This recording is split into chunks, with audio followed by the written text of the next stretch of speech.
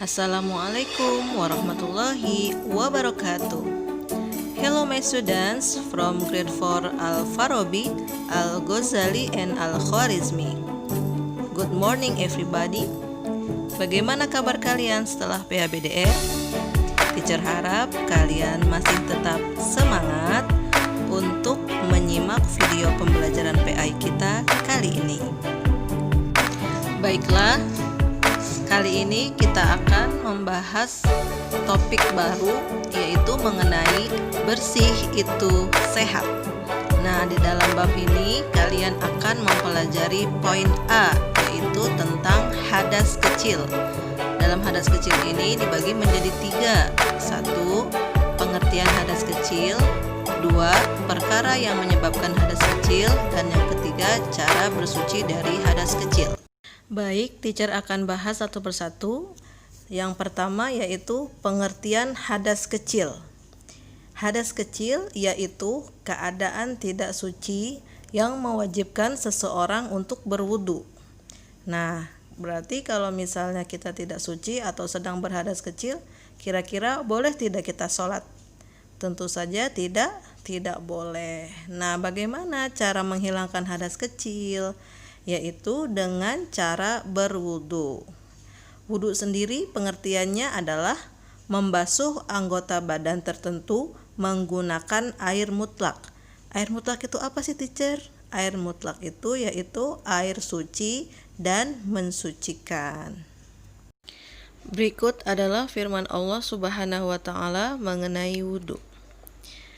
Bismillahirrahmanirrahim.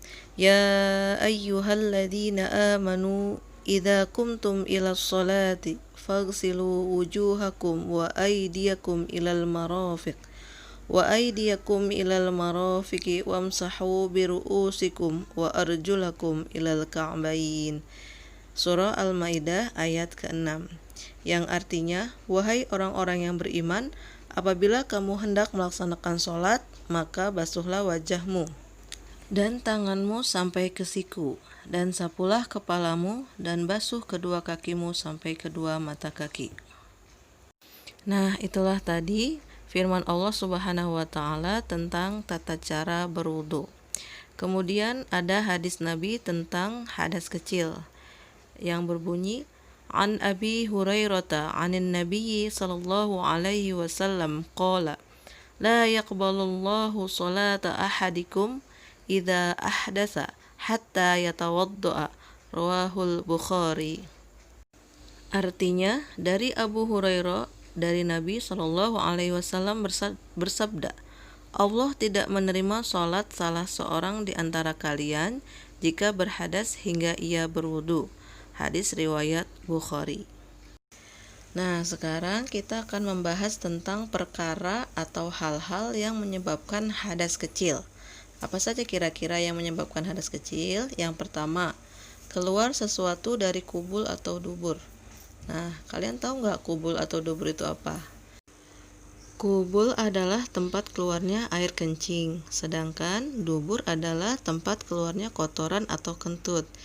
Jika seseorang mengeluarkan sesuatu dari kedua jalan tersebut, maka orang tersebut telah berhadas kecil.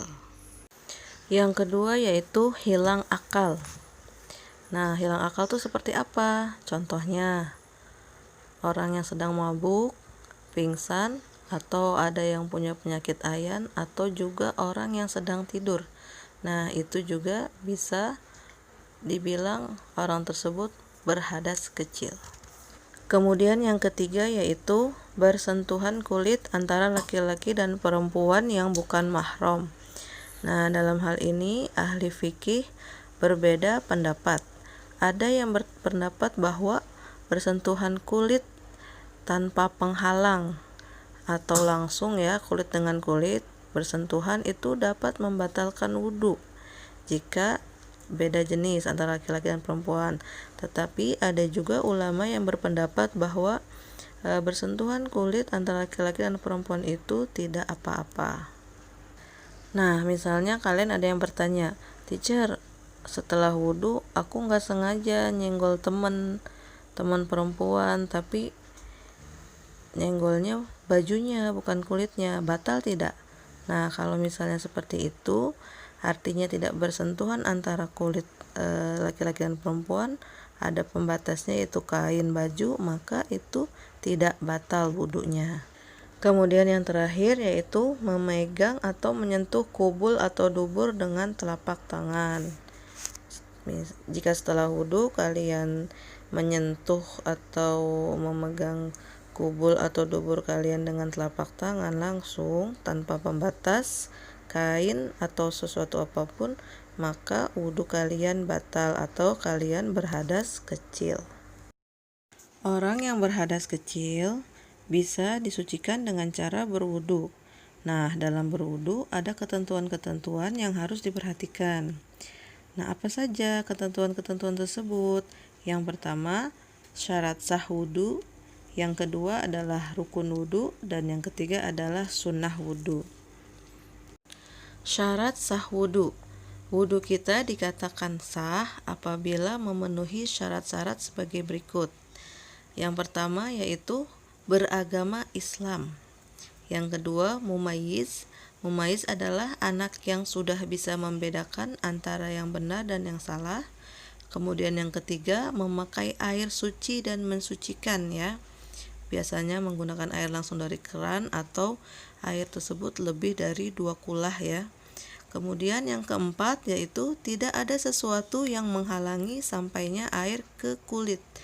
Nah, maksudnya di sini adalah misalnya di badan kita itu tidak ada bekas tip X ya yang menghalangi air masuk ke kulit, atau misalnya muka kita itu make upnya menggunakan make up yang waterproof sehingga air tidak bisa masuk ke dalam kulit muka kita, maka wudhunya tidak sah ya.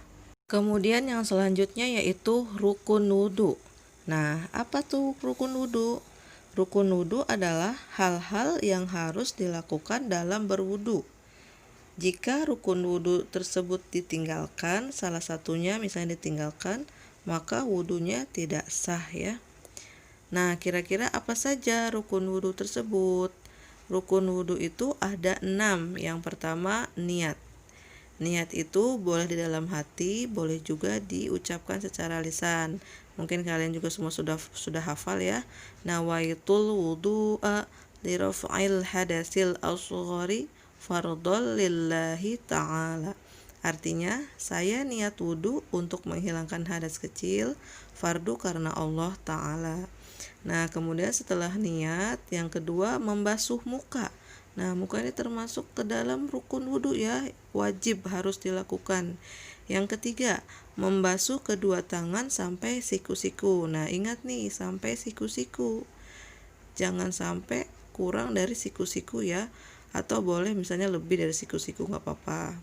Kemudian yang keempat, mengusap rambut atau sebagiannya ya. Yang kelima, membasuh kaki sampai mata kaki. Nah, ingat juga nih, sampai mata kaki, jangan sampai kurang dari mata kaki, sehingga membuat wudhu kita tidak sah atau tidak diterima oleh Allah. Yang terakhir adalah tertib. Tertib di sini maksudnya adalah berurutan ya, dari nomor 1 sampai nomor 5 yang tadi teacher sudah jelaskan. Fahim tuh? Fahimna ya? Mudah-mudahan bisa dilaksanakan dengan baik. Kemudian yang terakhir yaitu sunnah wudhu. Nah, sunnah wudhu itu dilakukan untuk menambah pahala ya dan menyempurnakan wudhu. Nah, apa saja sunnah wudhu tersebut? Yang pertama, membaca 2 kalimat syahadat ketika hendak berwudhu. Yang kedua, membaca ta'awud dan basmalah ya. Ta'awud itu a'udzubillahi minasyaitonirrajim, kemudian basmalah. Nah, yang ketiga, berkumur-kumur. Ternyata berkumur-kumur itu termasuk sunnah wudhu. Yang keempat, bersiwak. Bersiwak itu membersihkan gigi ya, supaya tidak ada sisa makanan yang nyelip di gigi. Kemudian yang kelima, membersihkan lubang hidung. Nah, membersihkan lubang hidung itu dengan cara istinsyak. Istinsyak itu apa? Yaitu menyedot air dengan hidung secara perlahan. Jadi ketika wudhu, airnya disedot secara perlahan sehingga bisa masuk ke dalam hidung. Kemudian istinsyar, dikeluarkan air tersebut secara perlahan juga ya. Nah, yang keenam, menyapu seluruh kepala. Yang ketujuh, membasuh sela-sela jari tangan dan kaki. Yang kedelapan, mendahulukan yang kanan daripada yang kiri. Yang kesembilan, membasuh anggota wudhu tiga kali ya. Nah, kalau misalnya kalian sedang buru-buru, boleh 1 kali saja, itu sudah sah ya, karena yang wajibnya hanya membasuh 1 kali. Kemudian yang ke-10, mengusap kedua telinga bagian luar dan dalam. Dan yang terakhir adalah membaca doa setelah wudhu. Baik, sekarang waktunya mengerjakan tugas. Jawablah pertanyaan berikut ini. 1. Apa yang dimaksud dengan hadas kecil dan bagaimana cara menghilangkannya? 2. Sebutkan hal-hal yang membatalkan wudhu. 3. Jelaskan yang dimaksud dengan air mutlak. 4. Jika salah satu anggota wudhu kita terdapat bekas tip ek, apakah wudhu kita sah? Jelaskan. Dan yang terakhir, apa itu rukun wudhu dan jelaskan yang dimaksud dengan tertib dalam rukun wudhu. Silahkan kalian kerjakan dengan baik. Nah, itulah penjelasan teacher tentang hadas kecil ya dan tata cara bersucinya. Silahkan kalian baca kembali buku kalian pahami. Mudah-mudahan apa yang tadi sampaikan bisa bermanfaat bagi kalian dan bisa dipraktekkan dalam kehidupan sehari-hari. Thank you for your attention. Wassalamualaikum warahmatullahi wabarakatuh. Keep spirit.